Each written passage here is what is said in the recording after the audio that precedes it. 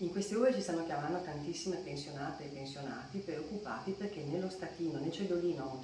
di luglio, non trovano più la voce 14ª a cui erano abituati, ma trovano un'altra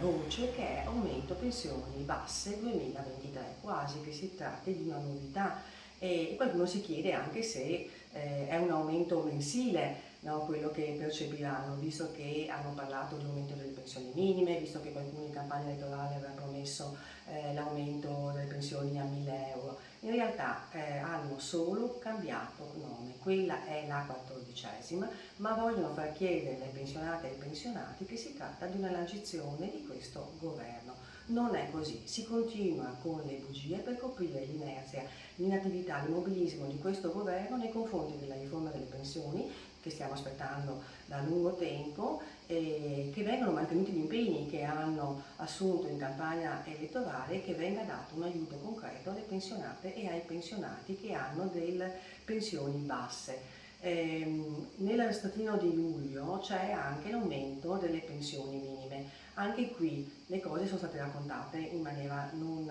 propriamente esatta, perché si parla di 36 euro, ma noi sappiamo che 36 euro di aumento andranno solo a quelli che hanno più di 75 anni e che già percepiscono la pensione minima pari a 563 euro. Quelli, e sono tanti anche in Veneto, che invece hanno una pensione contributiva che è sotto ai 563 euro, prenderanno di meno di aumento perché perderanno il 6,4% calcolato sulla loro pensione, quindi stiamo parlando di una decina di euro netti di aumento delle pensioni, solo ognuno in base alla propria pensione. Ecco, ancora una volta si raccontano delle cose e poi la realtà è molto più dura, molto diversa. I pensionati con la loro situazione di pensioni basse, anche qui in Veneto ricordiamo che 1 su 4 ha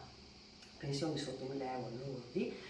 fanno fatica a vivere, fanno fatica ad arrivare a fine mese e avrebbero bisogno di ben altro sostegno, avrebbero bisogno di rispetto e non di presa in giro.